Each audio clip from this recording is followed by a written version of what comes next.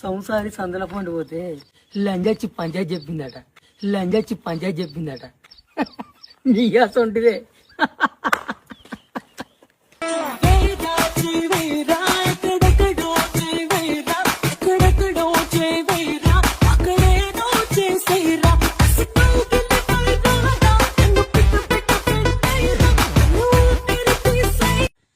సంసారి సందల పండు పోతే లంజచ్చి పంచాయతీ చెప్పిందట. లంజచ్చి పంచాయతీ చెప్పిందట. నీ అసొంటిదే.